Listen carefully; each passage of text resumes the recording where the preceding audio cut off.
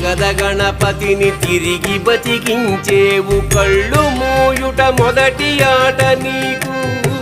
ఆటగద మాయకే మాంగళ్యమును గట్టి కామదానము సయ్యాట నీకు